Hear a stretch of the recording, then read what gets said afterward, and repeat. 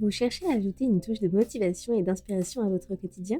Ne cherchez plus, la boutique en ligne Feel Positive vous offre des produits du quotidien qui rendront votre vie un peu plus positive chaque jour.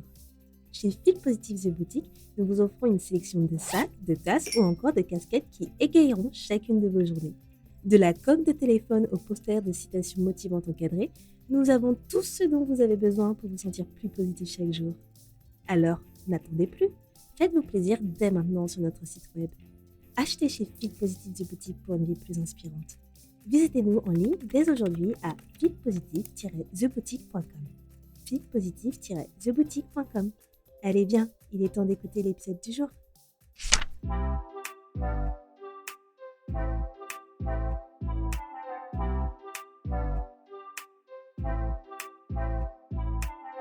Hello à tous, je suis Andrea Pierre, aka Andy, entrepreneur et fondatrice de la boutique Feel Positive The Boutique. Aujourd'hui, je ne vous emmène pas shopper en ligne, mais je vous guide vers le chemin de la positivité pour une vie meilleure et une meilleure humeur avec The Feel Positive Podcast. Ce podcast vous accompagne au début, milieu ou fin de journée pour vous apporter des bulles de positivité et une dose d'énergie dans ce monde bien mouvementé. Il n'est jamais trop tard pour se sentir positive et développer un nouvel état d'esprit pour changer votre vie. Alors, restez connectés, il est maintenant l'heure de discuter et de positiver.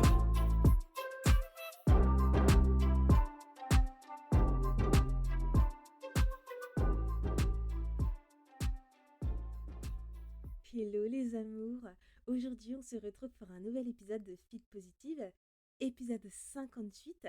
Je suis ravie de vous retrouver comme tous les lundis. On est en plein milieu du printemps, donc j'adore. Il commence à faire beau, il y a le soleil.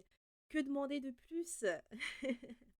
Donc juste avant de rentrer dans le vif du sujet et de vous dire quel est le sujet du jour, bon, je pense que vous le savez déjà de toute façon parce que je vous l'ai dit dans l'épisode précédent. Mais je voulais vous faire un petit update encore de mon programme. Parce qu'en fait, je me suis dit, mais Andy, tu leur as dit quel était le nom de ton programme, mais tu leur as pas dit pourquoi tu as choisi ce nom. Donc je voulais juste prendre du temps pour vous expliquer pourquoi j'avais choisi le nom RISE pour mon programme et que j'avais choisi d'en faire un acronyme. Donc j'ai choisi RISE parce que RISE en anglais c'est s'élever. Et au final, ça correspond parfaitement à mon programme. En achetant mon programme, vous allez avoir cette sensation de vous élever, d'évoluer et le programme vous aidera à devenir la meilleure version de vous-même. Donc l'acronyme, comme je disais, c'est réalisation, introspection, sérénité et évolution. Et c'est vraiment ce que vous allez retrouver et ressentir lorsque vous allez utiliser le programme. Rise, ce n'était pas le premier nom que j'avais choisi un autre nom. Et au final, il s'avère que je n'ai pas utilisé l'autre nom parce que, en fait, je fais très attention à tout ce qui est déjà trademark, comment on dit en français, ce qui est déjà protégé en termes de nom. Donc, je voulais pas prendre un nom qui est protégé. Et donc, du coup, c'est pourquoi j'ai choisi RISE et également d'en faire un acronyme pour correspondre plus à l'objectif Feel Positive, à l'objectif du programme. Donc voilà, pourquoi j'ai choisi RISE. Parce que grâce au programme, vous allez vous élever, vous allez devenir une nouvelle personne, la meilleure version de vous-même. Vous allez avoir cette transformation personnelle, mais également pouvoir travailler sur des facettes et des aspects de vie que vous n'avez jamais fait auparavant. Ok, donc alors aujourd'hui, je voulais aborder l'échec et les erreurs. Donc, comment accepter l'échec? Comment apprendre de ses erreurs? À l'heure actuelle, l'échec, on en parle partout aujourd'hui. C'est-à-dire que tout le monde sait que il ne faut pas prendre l'échec comme du négatif, mais plutôt comme du positif. Pourtant, on sait que échec égale erreur, mais on peut en tirer des leçons. On peut en tirer du positif. Et c'est ce qu'on va voir aujourd'hui. On va voir comment faire pour tirer du positif, donc des expériences que vous avez échouées, des expériences que vous avez ratées. Alors déjà, il y a une chose que je souhaite vous dire, c'est que l'erreur est humaine. Donc, vous êtes un être humain et l'être humain fait des erreurs. C'est inévitable. Je n'ai jamais rencontré quelqu'un qui n'a jamais fait d'erreur dans sa vie. Pourquoi? Parce que personne n'est parfait et l'être humain va toujours faire des erreurs tout le long de sa vie. Lorsqu'on fait des erreurs, elles sont souvent vues comme des échecs, alors qu'en fait, il faut trouver le moyen de transformer une expérience négative en expérience positive. Je sais que c'est plus facile à dire qu'à faire, mais il est important d'apprendre de ces erreurs. Parce que déjà, ça va vous éviter de refaire les mêmes erreurs dans l'avenir. Tout simplement, vous savez très bien que à chaque fois que vous faites les mêmes erreurs, si vous n'apprenez pas de vos erreurs, vous êtes dans un cycle répétitif. Vous répétez le même schéma. Donc cela veut dire que vous n'avez rien appris. Et moi, je pense réellement, j'y crois dur comme fer, que l'univers, que Dieu, peu importe la croyance que vous avez, je pense que l'univers va toujours vous mettre en face de vous les erreurs que vous faites pour que vous puissiez en apprendre la leçon. Et tant que la leçon n'a pas été apprise, vous allez toujours voir le même schéma répétitif pour l'erreur que vous répétez. Et ça, je l'ai déjà vécu auparavant, que ce soit avec des anciennes histoires d'amour ou autres. Vous avez toujours une erreur qui se présente tant que vous n'avez pas appris la leçon. Et pensez-y. Je pense qu'on a tous eu une situation telle quelle où à chaque fois on a le même type de situation et en fait on fait la même erreur. Et on se demande, ah mais pourquoi ça m'arrive toujours? Ah mais pourquoi ça n'arrive qu'à moi? Eh bah ça n'arrive qu'à toi, ça t'arrive encore et encore parce qu'en fait tu n'as pas encore appris la leçon et tu n'auras pas tiré des leçons de cette erreur. Et pour moi ça c'est inévitable. On vous remettra toujours en face de vous les erreurs où vous n'avez toujours pas appris la leçon parce qu'il faut que vous appreniez la leçon pour ne plus faire cette erreur. Ensuite, je pense qu'il est très important d'apprendre de ces erreurs parce que, comme je le disais tout à l'heure, ça permet de transformer le négatif en positif. Donc, ça vous permet donc de faire évoluer votre mindset, de passer d'un fixed mindset à un growth mindset, mais également transformer une expérience négative en positive. C'est là où vous allez voir l'évolution pour vous. Vous allez évoluer parce que vous faites quand même un grand pas. Vous pensez plus au négatif et vous pensez au positif. Donc là, rien que ça, c'est une évolution de mindset. Et ça, ce que ça veut dire, c'est par exemple, penser à des examens. On a tous eu des examens à faire dans notre vie. Pensez aux examens. Imaginons que vous ratez un examen, peu importe l'examen. Est-ce que vous allez plutôt vous dire « Oh, vas-y, je suis nulle, je vais jamais y arriver » ou plutôt vous allez vous dire « Ok, qu'est-ce que j'ai mal fait dans cet examen? Quelles sont mes erreurs afin que je puisse faire mieux pour le prochain examen ?» Quelle pensée vous allez avoir? Quel questionnement vous allez avoir? Si vous restez dans le questionnement « Oh, je suis nul, je vais jamais y arriver », vous n'apprenez pas de vos erreurs. La bonne pratique, c'est de se questionner et de se dire « Ok, quelles sont les erreurs que j'ai faites? Qu'est-ce que je peux faire de mieux pour ne pas les refaire plus tard ?» Et mine de rien, maintenant quand j'y pense, quand on était jeune, que ça soit au lycée ou même au collège, on nous a appris à apprendre de nos erreurs. On nous a appris à corriger nos erreurs. On n'y pense pas, mais en vrai, si vous retournez dans votre passé, dans votre jeunesse, quand vous êtes au collège, vous avez un contrôle ou pareil un bac blanc ou quoi que ce soit. Ensuite, on vous donne votre copie. Qu'est-ce qu'il fait le prof? Le prof, il va passer à la correction du contrôle. On a tous eu des corrections de contrôle. Et bien là, quand le prof il passe à la correction du contrôle, il fait une correction du contrôle pour que vous puissiez apprendre de vos erreurs. Parce que par rapport à votre copie, vous allez voir quelles sont les erreurs que vous avez faites. Et par exemple, un contrôle de maths, vous avez eu tout faux à un exercice. Le professeur, il passe à la correction de l'exercice. Vous voyez qu'en fait, vous aviez eu tout faux dans les formules. Vous apprenez de vos erreurs en prenant en compte la correction du professeur. Et au prochain contrôle, vous allez mieux faire. Vous saurez comment faire cette, cet exercice-là. Vous saurez quelles sont les formules à utiliser. On nous a déjà, en fait, conditionnés à apprendre de nos erreurs lorsqu'on était au collège ou au lycée. Peut-être des personnes ne seront pas d'accord avec moi, mais lorsque j'ai voulu faire cet épisode, j'ai repensé à ça et je me suis dit, oui, c'est une analogie à vous donner parce que on nous apprend à corriger nos erreurs euh, au lycée et au collège. Cependant, on ne nous l'apprend pas de la manière qu'on le souhaiterait. On ne nous l'apprend pas de la manière comme des leçons de vie. On nous l'apprend dans le contexte scolaire.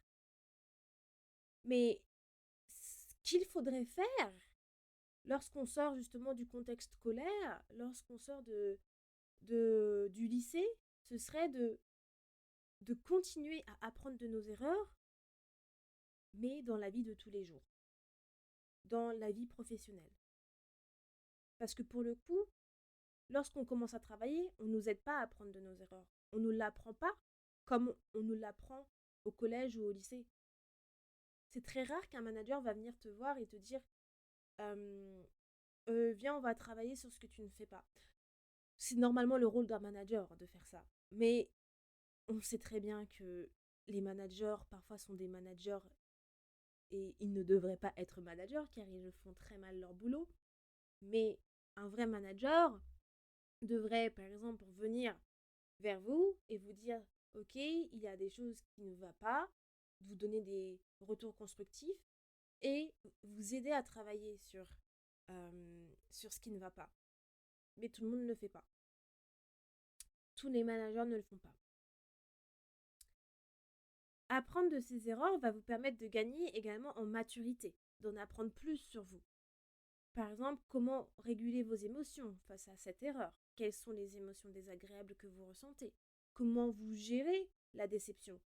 Est-ce que vous évitez des sujets où l'on parle d'échecs parce que vous ne souhaitez pas aborder vos propres erreurs, etc., etc. Ça va vous permettre d'entrer dans cette phase d'introspection et cela va vous aider à aller de l'avant. Il y a certaines personnes qui ne vont pas aimer avoir cette phase d'introspection parce qu'elles ne souhaitent pas faire face à leurs erreurs. Mais l'éviter n'est pas la bonne décision.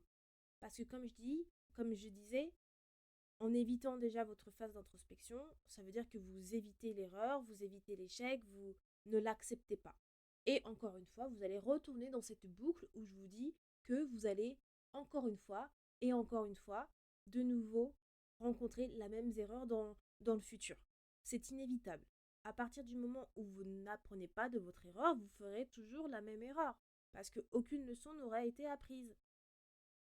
Et aussi, l'une des dernières choses pour laquelle il est important d'apprendre de ses erreurs, c'est parce que ça vous permet du coup d'accepter l'échec et de voir l'échec comme un défi, une opportunité de grandir, mais également d'évoluer et de se dire que vous pouvez mieux faire.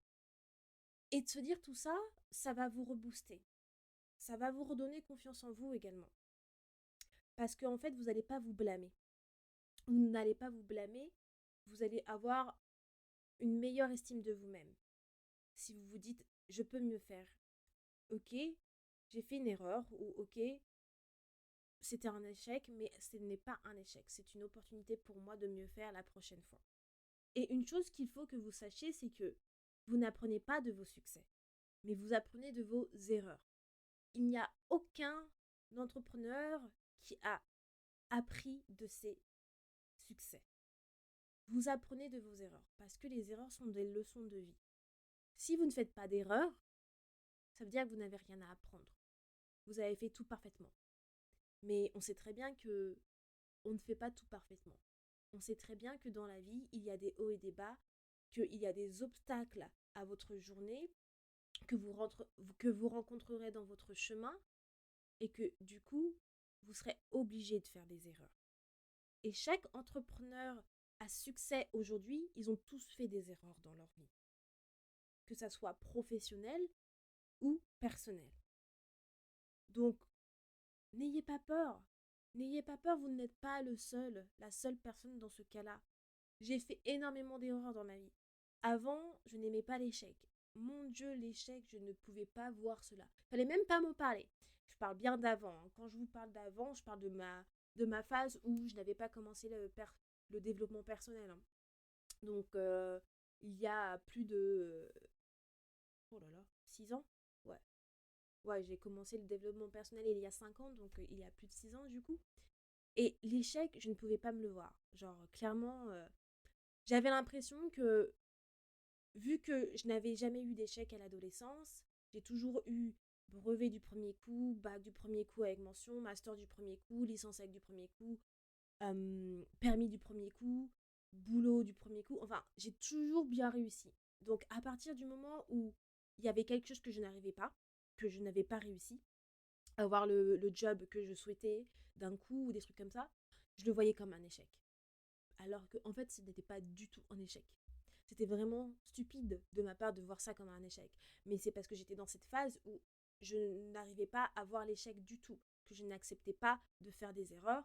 J'avais peur de faire des erreurs parce que pour moi, faire des erreurs, ça voulait dire être faible, ça voulait dire n'être pas parfaite. Et vu que j'étais extrêmement perfectionniste à l'époque, ça, ce n'était pas possible. Dieu merci, j'ai travaillé sur moi. Dieu merci, j'ai pu travailler sur mon développement personnel et évoluer parce que ça m'aurait bouffé de l'intérieur de rester comme ça. Et là, je peux vous dire que l'échec, qu'est-ce que j'en ai rien à faire. Je suis contente de faire des erreurs. À chaque fois qu'il y a quelque chose que je fais mal ou que je fais des erreurs, je me dis, ok Andy, je me pose, petite introspection, je prends mon carnet. Qu'est-ce qui s'est passé là? Pourquoi j'ai fait cette erreur? Pourquoi il y a eu cet échec? Est-ce que je n'ai pas assez travaillé sur mes objectifs? Est-ce que j'ai pas assez travaillé le sujet? Qu'est-ce que je peux faire de mieux la prochaine fois? Qu'est-ce que je dois mettre en place la prochaine fois? Je n'ai plus peur d'affronter l'échec ni les erreurs parce que quoi qu'il en soit, je suis sûre de ce que je veux, je suis sûre de mes valeurs personnelles, je sais qui je suis, donc rien ne peut m'atteindre. Rien ne peut m'atteindre.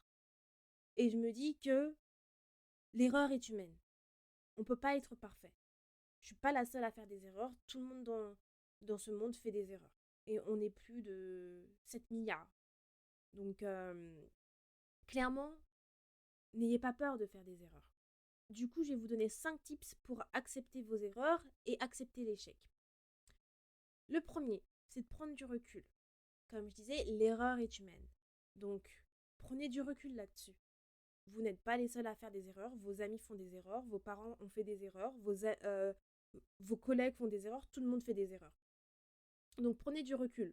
Si vous avez fait une erreur, dites-vous que ce n'est pas grave.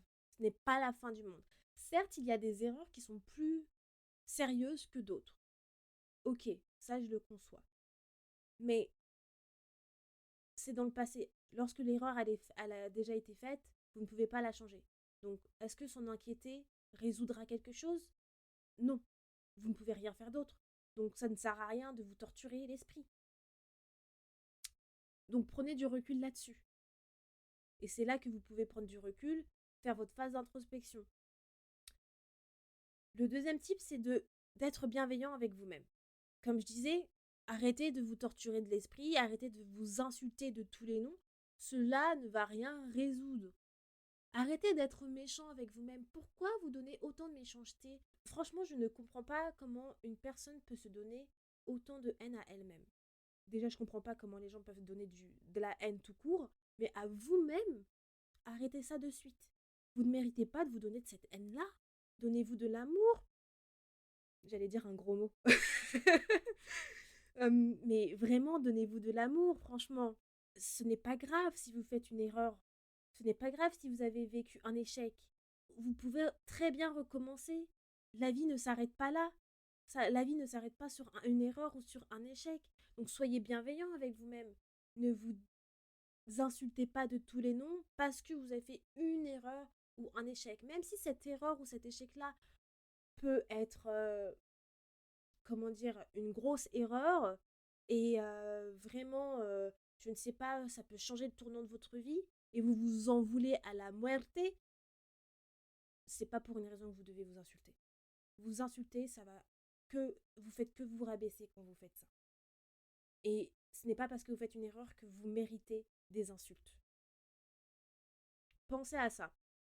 Lorsque une ou un de vos amis vous dit qu'il a fait une erreur ou qu'il a pas réussi quelque chose, qu'il a vécu un échec. Et vous voyez qu'il commence à s'insulter, à se dire putain, mais vas-y, je suis trop nulle, mais quel con, quel conne, vas-y, je me saoule. Enfin, toutes ces insultes.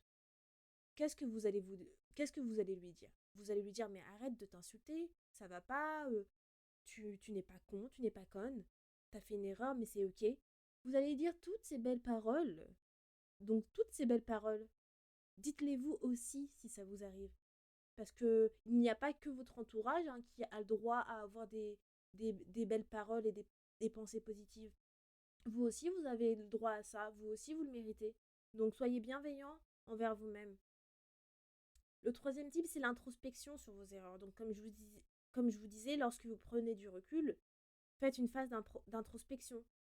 Posez-vous les bonnes questions. Ok, qu'est-ce que je peux faire différemment? Comment cette expérience peut m'aider pour plus tard? Comment réagir si ça se reproduit encore? Qu'est-ce que j'ai fait de mal la première fois? Qui pourra m'aider? Quelles sont les personnes qui pourront m'aider si ça se reproduit? Quel plan d'action que je peux mettre en place? Pensez à toutes ces questions-là. Une phase d'introspection, lorsque vous faites des erreurs, est importante. Parce que c'est cette phase d'introspection qui vous permettra d'apprendre la leçon, de se dire ce que vous avez fait de mal ou non. Et c'est ce que je disais en fait à une amie récemment. Je sais plus c'était pourquoi réellement. Je sais que c'était par rapport à une situation amoureuse ou quoi que ce soit. Et, et du coup, ce que je lui avais dit, je lui avais fait. Elle me disait oh, ça m'énerve, ça fait 2 fois ou 3 fois que ça m'arrive. Et je lui ai dit mais tu sais, justement, si ça t'arrive, ça fait 3 fois que ça t'arrive et c'est quelque chose qui t'est jamais arrivé auparavant, tu devrais prendre l'opportunité, justement, de faire une introspection sur toi-même et te dire pourquoi ça t'arrive, tu vois. Pourquoi, qu'est-ce qu'il y a quelque chose peut-être que tu as fait qui fait que ça t'arrive encore et encore. Et je lui ai expliqué la même chose que je vous ai dit, que bah, l'univers vous mettra toujours en face de vous des situations que vous n'avez pas appris la leçon. Donc la phase d'introspection est importante pour que vous puissiez vous concentrer sur ce qui ne va pas, ce que vous avez fait qui ne va pas, quelles sont les erreurs pour pouvoir évoluer.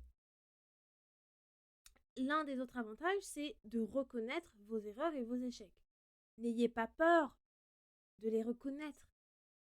Certes, les erreurs et vos échecs ne vous définissent pas, mais elles vous aident à être là où vous êtes en ce moment.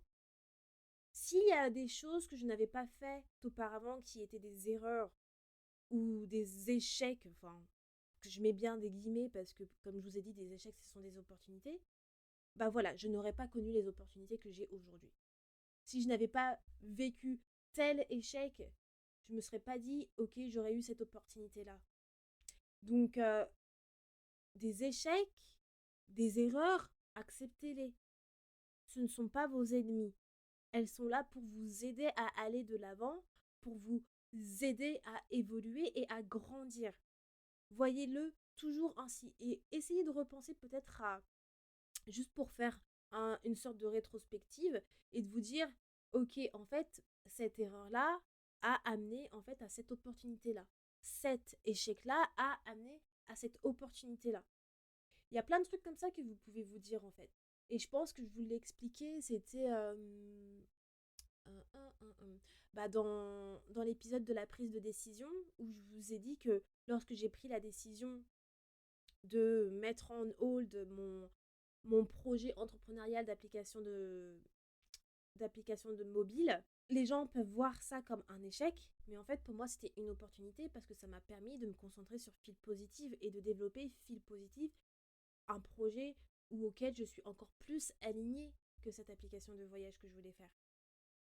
Donc ça c'est un exemple de comment un échec pour une personne a pour moi en fait été une opportunité.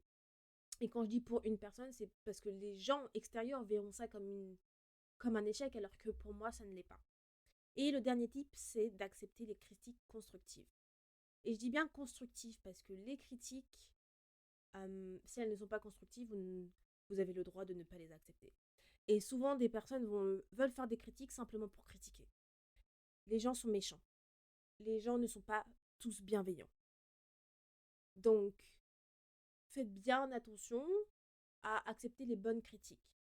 Lorsqu'on vous critique simplement pour vous critiquer ou il n'y a pas à critiquer, en fichez-vous. Faites pas attention. Vous valez mieux que ça, vous savez très bien votre travail, etc.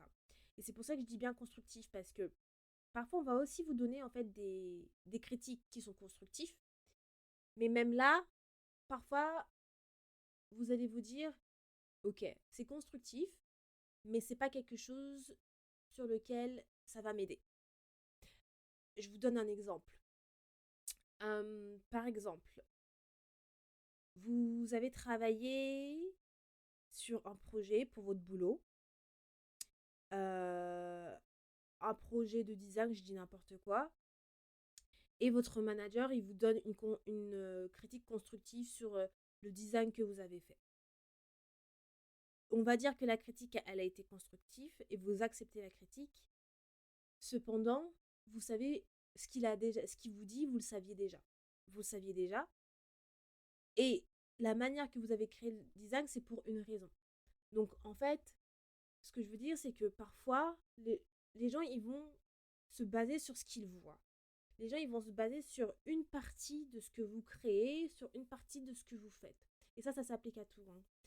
Et parfois, ils vont faire une critique que sur ça. Ils ne savent pas tout le travail qui a été fait derrière, ils ne savent pas tous les faits, tout ce qui a été mis en place et votre processus de pensée et de réflexion. Donc, si parfois on vous fait une critique qui est sur une partie précise, c'est constructif, acceptez la critique, mais cela ne veut pas dire que vous devez changer quoi que ce soit. Dans le sens où vous savez quel était votre processus de pensée, vous savez quel était votre processus de réflexion et pourquoi vous avez fait cette chose de cette manière-là. Et ça, je tiens à le préciser parce que si quelqu'un vous fait une critique, parfois la personne, elle va simplement voir de son point de vue, de ce qu'elle préfère, et ce n'est pas forcément ce que le monde en général préfère. Si vous recevez la même critique au moins 10 fois, 5 fois, oui, ça veut dire qu'il y a peut-être quelque chose à changer. Mais si c'est une personne parmi tant d'autres, ça veut dire que c'est son point de vue à elle, ses préférences à elle. Donc c'est pour ça que, voilà, je veux bien mettre l'accent là-dessus. Donc je vais répéter les 5 tips. Donc prendre du recul, être bienveillant avec soi-même, faire une introspection sur ses erreurs, reconnaître ses erreurs et ses échecs et accepter les critiques constructives. Les accepter, mais cela ne veut pas dire les appliquer. Donc en fonction de ce que je vous ai dit tout à l'heure. Voilà pour cet épisode. Donc j'espère que cet épisode va vous ouvrir les yeux sur accepter l'échec et apprendre de ses erreurs.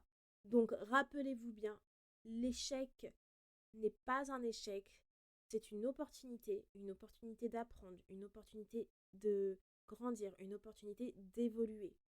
Et apprendre de ses erreurs, c'est une leçon pour vous à faire. C'est une leçon. C'est une leçon qui vous permettra de ne pas refaire les mêmes erreurs dans le futur. Alors, dès maintenant, faites le premier pas et commencez à apprendre de vos erreurs et de réellement travailler là-dessus. Et je vous assure que dès que vous commencez à apprendre de vos erreurs, à accepter l'échec, vous allez voir aussi que ça contribue à votre épanouissement personnel. Déjà, ça contribue à votre développement personnel, mais vous allez voir que ça contribue à votre épanouissement personnel parce que vous allez passer une étape de votre vie où, du coup, cela ne vous fait plus peur. Et on sait très bien aussi que la peur de l'échec amène aussi au fait que parfois vous ne passez pas à l'action. Parce que vous avez peur de passer à l'action, parce que vous avez peur d'échouer ou de faire des erreurs aussi. Donc, comme vous pouvez le voir, tout est interconnecté à chaque fois. Il y a toujours une situation qui amène à une autre situation, etc., etc. Voilà les amours. Donc si cet épisode a résonné pour vous et que vous pensez qu'il y a quelqu'un de votre entourage qui a besoin d'entendre un épisode comme cela, n'hésitez pas à lui partager.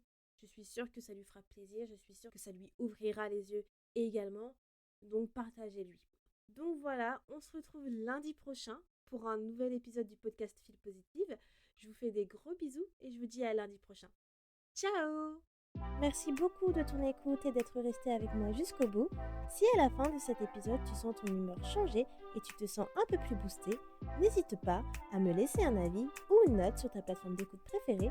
Ça me fera toujours plaisir et j'apprécierai de les lire dans le prochain épisode. À bientôt, positivement, Andy.